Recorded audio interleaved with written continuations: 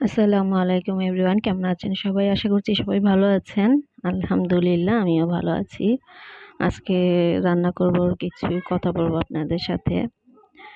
এই যে আমরা ভিডিও মেক করি, অবশ্য আমি খুব ভালো একটা ভিডিও করি না, যেহেতু আমার ফ্যামিলির আদার্স পারসনস জানেই না যে আমি ভিডিও করি বা আপলোড দেই।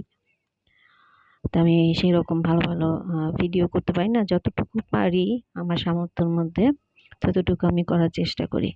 কিন্তু আমার একটা ইয়ে আছে যে আমি কখনো থেমে থাকি না। আমার ভিডিওতে আমি জানি সাবস্ক্রাইব হয় না, ভিউজ হয় না। কিন্তু দেখেন আমি কিন্তু থেমে থাকি না। আমি যখন মন চায় আমি চেষ্টা করি। আমি আমার লাইফে সবকিছুতেই আমি কখনো থেমে থাকিনি। হয়তো কখনো ভেঙে পড়ছি, পড়ে গেছি, কিন্তু আবার উঠে দাঁড়াইছি। থেমে থাকিনি। আর এটা আমি মনে করি প্রতিটা মেয়ের এটা মাইন্ডটাকে এভাবেই করা উচিত যে আমি থেমে থাকবো না, যাই হোক। থেমে থাকলে চলবে না। তো এত রান্না বান্না করে নিচ্ছি।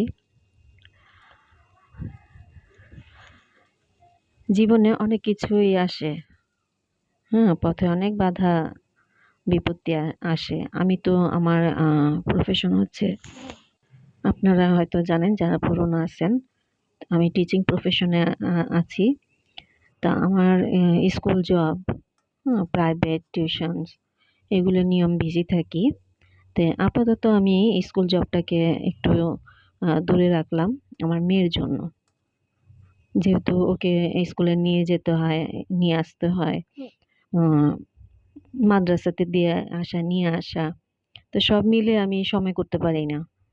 আবার মেয়েকেও পড়াতে হয়। তো ভাবছি যে মেয়েটা আরেকটু হোক, তারপরে আমি স্কুল জবটা আবার কন্টিনিউ করব। এখানে সময়ের ব্যাপার। মেয়ের সমস্যা হয়ে যায়, যেহেতু আছে তো সবাই, কিন্তু ওকে রাখার মতো প্রতিদিন তেমন লোকটা নেই। কারণ জীবন সবারই ব্যস্তময় জীবন। কেউ কারো জন্য বসে থাকার সময় নেই।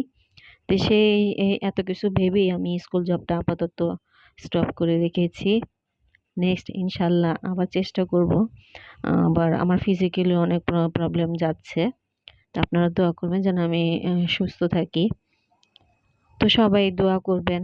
এই তো ভিডিও করে যাচ্ছি, ভিউজ আসুক আর না আসুক, আপনাদের ভালোবাসায় এগিয়ে যাব ইনশাল্লাহ। তো সবাই ভালো থাকবেন। আসসালামু আলাইকুম।